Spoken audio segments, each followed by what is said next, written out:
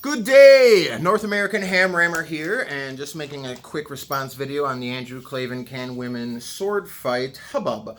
I just wanted to start out right away with Andrew Klavan had made the comments basically I think it was on Twitter, saying 100% of women would lose 100% of the time against men in a sword fight.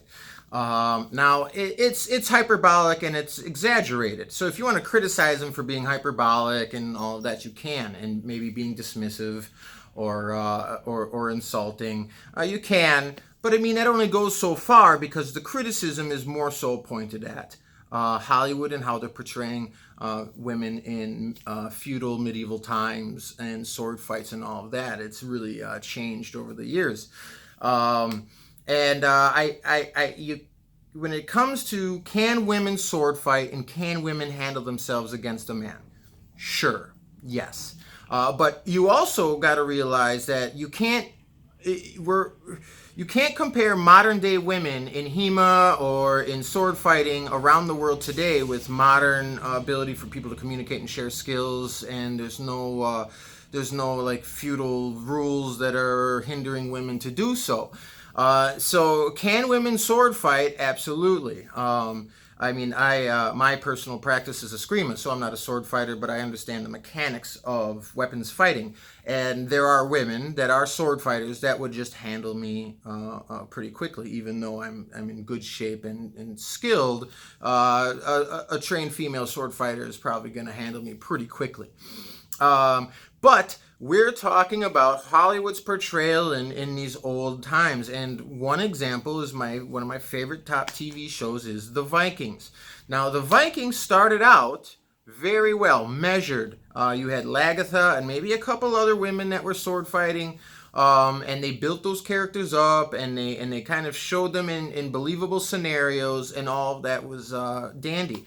But as the Shield Maiden studies of Scandinavia and Vikings has really kicked off in the last, I'd say 5 to 7 years, they have broken the suspension of disbelief.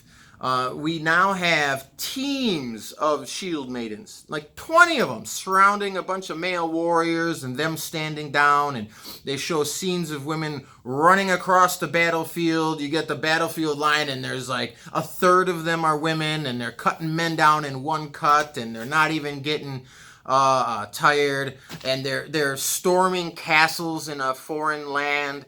I mean, when women fought, it was usually in defense of their own land. They weren't jumping on the long ships and going to bloody France. But you could still show certain characters doing that. And Andrew Klavan's point is really just a middle finger to Hollywood and pointing out that everything is getting pumped up. It's like the J.J. Abrams style of pump it up, make it bigger than it is. Were shield maidens a thing? Were our female sword fighters and warriors a thing? Sure, extremely rarely. So we want to see awesome female characters. I grew up on Sarah Connor and Ripley and Red Sonja, so I don't have a problem with women kicking ass, especially when they're skilled. I have a problem with it just being like as if it was just a regular old day, and it takes away from female warriors when all of a sudden there's 40 of them. It was very particular to certain characters when they build up the story and make it work, that it really enriched those characters. But when you pretend that you've got lines of men and women going onto a medieval battlefield in a foreign land, it doesn't make sense. And plus, there is also a difference between a trained female sword fighter and some schlub in a bar with a sword, or just some average guy, guy that jumped onto the battlefield to defend his lands or whatever. So sure, criticize people who might be dismissive of women, but you also gotta hold the fire to the feet of Hollywood and saying, don't make this bigger than it is. You've got to be careful how you build these stories. I mean, sword fighting in Hollywood is already bad enough. It's already bad enough. So if you're going to be bringing in women, is that you make it believable. Be respectful of those characters. Just don't, and be respectful of history. Shield maidens are a very rare thing, so don't have 20 of them running amok. Make it make sense. So basically, I guess that's. I mean, even people like me have a problem fighting other men. Like, and I'm in good shape and skilled, and I don't think that I can go on a battlefield with a bunch of men who do battle regularly. So keep it believable, and we don't have a problem with it. No one has a problem with Lagatha. We have a problem with 20 shield maidens running around when the history is dubious at best at how broad the female sword fighter and shield maiden goes.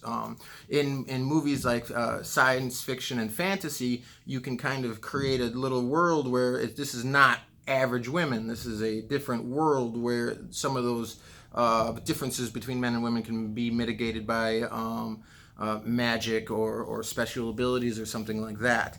It's just that it's breaking the suspension of disbelief when you don't portray women, and in fact, with women being different than men, strength and speed wise, they would fight different. They would have to find different ways of defeating a male antagonist, and those are the ways that you show how the woman has to be smarter and anticipate, and it becomes a part of the character.